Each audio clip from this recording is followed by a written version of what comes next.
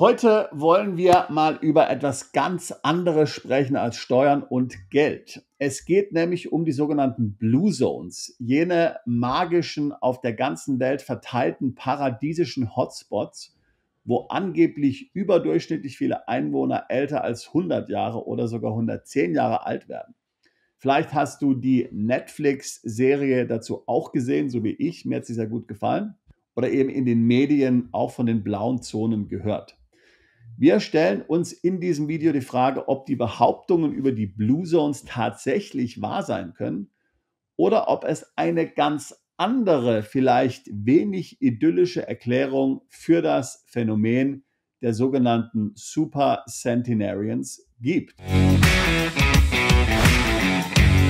Noch eine kurze Ankündigung in eigener Sache. Ende September 2024 findet in London unser Seminar Ruhestand im Ausland statt. Leider können wir dir nicht helfen, neue Blue Zones zu finden, aber wir können dir zeigen, wie du im Ausland dein Vermögen optimal vor dem Zugriff des Staates schützen kannst und so mehr Geld hast, um deinen Ruhestand zu genießen und an deine Lieben zu übertragen. Alle Infos dazu im ersten Kommentar zu diesem Video. Wie immer kann dein Ehepartner, Lebenspartner, Geschäftspartner kostenlos zum Seminar mitkommen. Nun aber zurück zu den Blue Zones. Der britische Journalist Ambrose Evans Pritchard hat einen sehr guten Artikel im Daily Telegraph zum Thema Blue Zones geschrieben. Ich werde hier aus diesem Artikel umfangreich zitieren, natürlich auf Deutsch übersetzt. Link zu dem Artikel ist ebenfalls in der Beschreibung dieses Videos zu finden. Wäre es nicht herrlich, wenn es wirklich Blue Zones gäbe? Also Paradiese für Super Centenarians, die in trauter Eintracht leben und von Knollengemüse, Vollkornprodukten und fermentiertem Allerlei leben.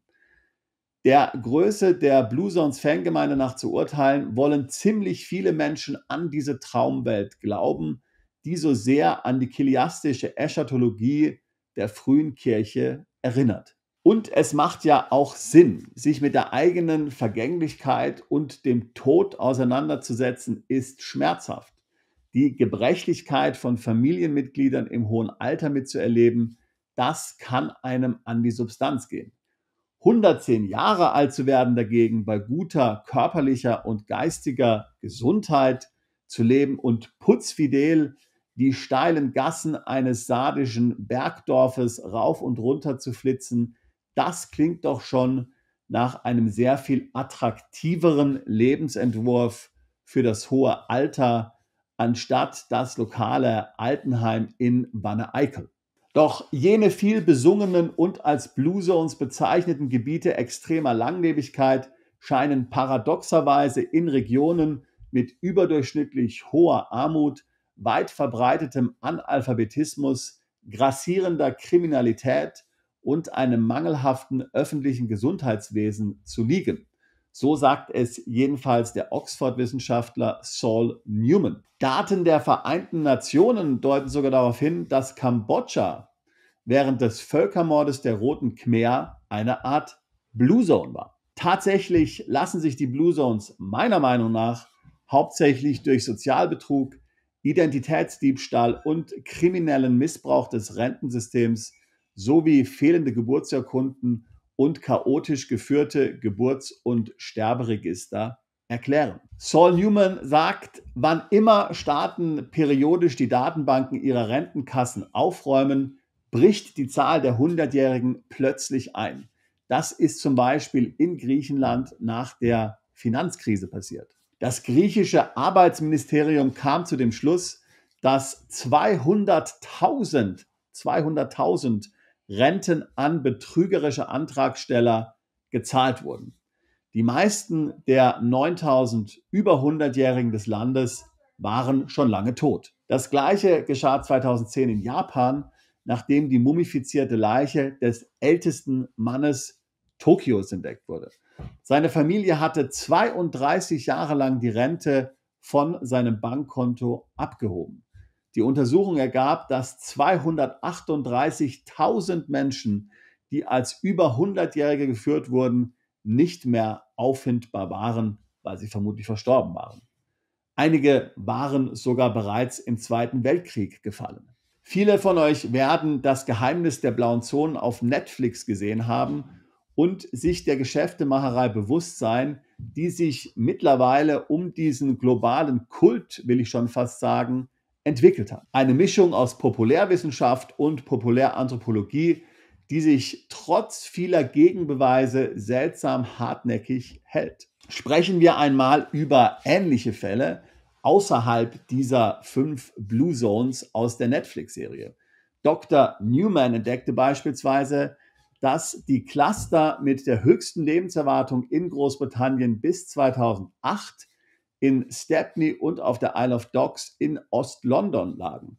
Tower Hamlets, so heißt der Bezirk, verzeichnete 15 Supercentenarians, verglichen mit nur 3 ähnlich hochbetagten in ganz Schottland und Nordirland zusammen. Das ist bemerkenswert, da Tower Hamlets der ärmste und am stärksten benachteiligte der 32 Londoner Stadtbezirke ist, mit der höchsten Kinderarmutsrate in London, der schlimmsten Einkommensarmut unter älteren Menschen und dem niedrigsten Prozentsatz von Menschen über 90 Jahren im ganzen Land. Tower Hamlets ist seit diesen Vorkommnissen in der Liga der 100-Jährigen auf die unteren Plätze abgerutscht.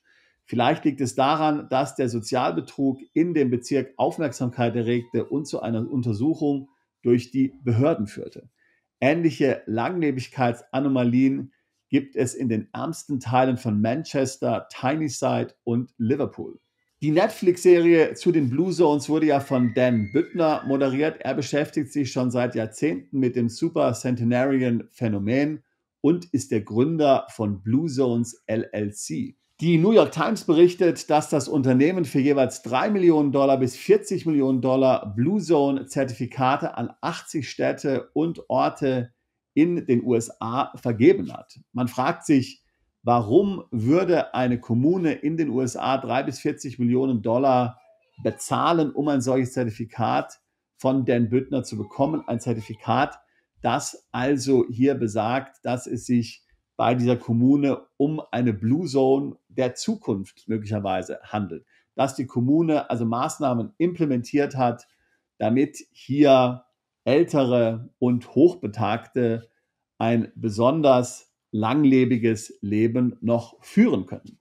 Nun, man verspricht sich vermutlich dadurch, dass viele wohlhabende Pensionäre und Rentner dann in diese Gemeinden ziehen und entsprechend dann dort die Kasse in puncto Gemeindesteuern aufbessern.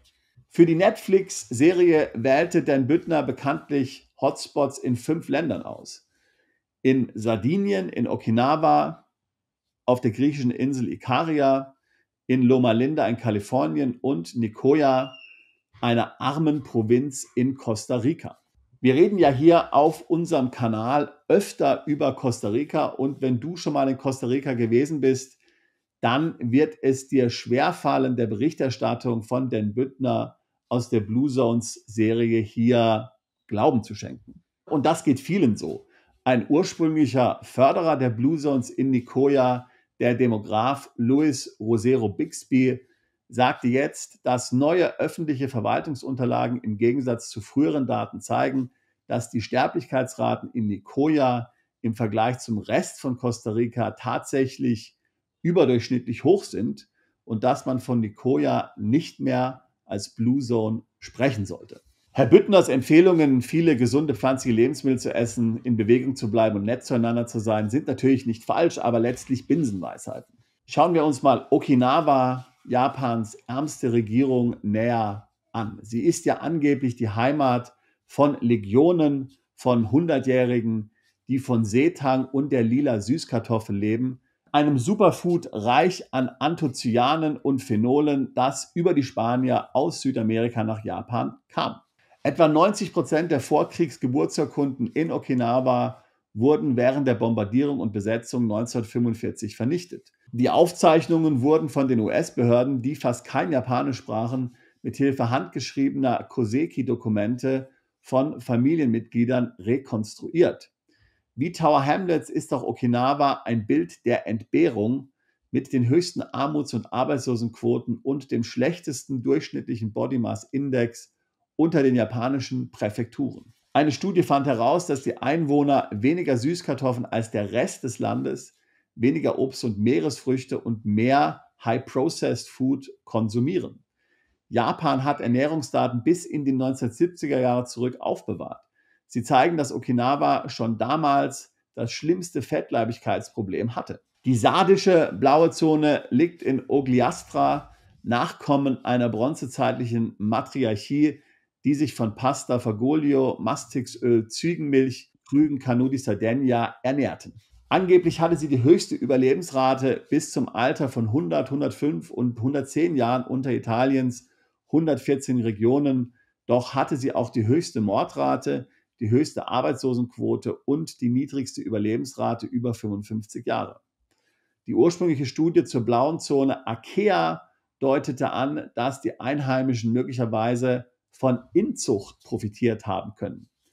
Ja, das kann man sich wirklich nicht ausdenken, sowas. Die Firma Blue Zones LLC kommentiert das wie folgt. Sie sagt, sie folgt der strengen Kriterien, um die Datenlage in den 5 Blue Zones zu verifizieren. Ein Team von Forschern, Demografen und Wissenschaftlern besuchte jede Region, um das Alter der Hochbetagten zu validieren.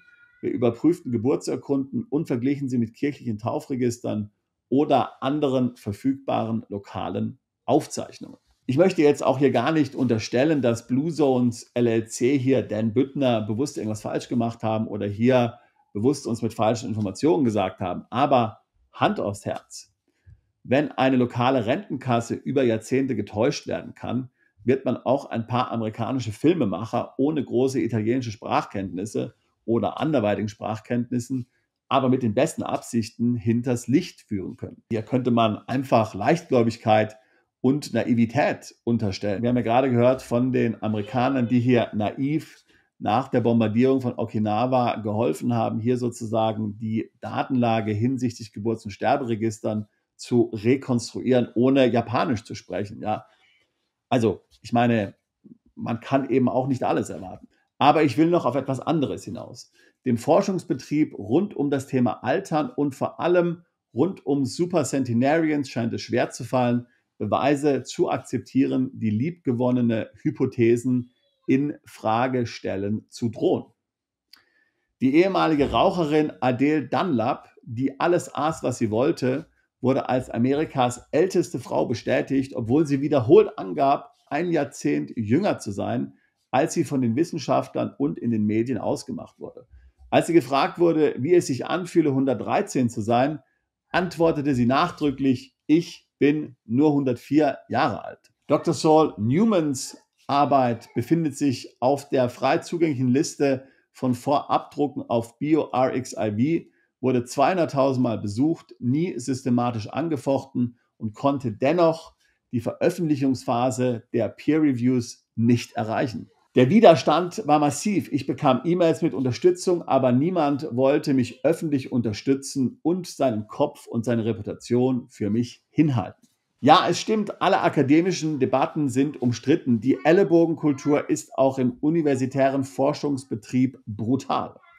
Es ist für Außenstehende schwer, die Argumente zu beurteilen, aber diese Episode erinnert mich an vieles, was in der Wissenschaft, übrigens auch der Klimawissenschaft, vor sich geht, wo eine professionelle Priesterschaft die Reihen schließt, um Dissens zu unterdrücken. Am Ende steckt einfach zu viel Geld in der Geronto-Forschung. Pharmaunternehmen sind ganz scharf darauf, ein Wunderelixier zu finden, das das Leben verlängert. Aber eigentlich ist alles ganz einfach. Wir wissen, was zu einem langen Leben führt. Wohlstand, gute Bildung, gute Gesundheitsversorgung und ein niedriger Gini-Koeffizient. Dann noch ein bisschen Olivenöl dazu, zusammen mit frischem Grün, Ballaststoffen und Omega-3. Sei vorsichtig mit Fleisch und manchen Kohlenhydraten. Du kennst die Regeln. Die blauen Zonen fügen hier wenig hinzu. Soweit meine Analyse zum Thema Blue Zones. Was denkst du? Wie ist deine Meinung? Hältst du das alles hier für einen Schwindel, für einen Irrtum, für einen Mythos? Oder glaubst du wirklich daran, dass es solche Blue Zones gibt? Was ist deine Meinung zu der Netflix-Serie, wenn du sie gesehen hast? Ich würde mich sehr freuen, von dir zu hören. Hinterlass uns hier deinen Kommentar. Lass uns wissen, was du denkst. Und auch wenn du schon selbst hochbetagt bist und Tipps hast für andere, was sie tun können, um hier bis ins hohe Alter eine gute Lebensqualität zu haben, dann sind wir, die noch jünger sind, dafür dir sehr dankbar. Bist du Unternehmer, Freiberufler oder Investor? Zieht es dich schon lange ins Ausland? Mach heute den ersten konkreten Schritt in eine Zukunft mit mehr Geld und mehr Freiheit. Buche ein Beratungsgespräch mit Sebastian und seinen Kollegen. Unsere Kanzlei unterstützt Mandanten wie dich dabei, deine Steuerlast legal zu reduzieren, Vermögen aufzubauen und zu schützen und deine persönliche Freiheit zu maximieren. Profitiere jetzt von unserem Fachwissen und unserem Netzwerk. Gehe zu mandatierung.com und werde Mandant unserer Kanzlei.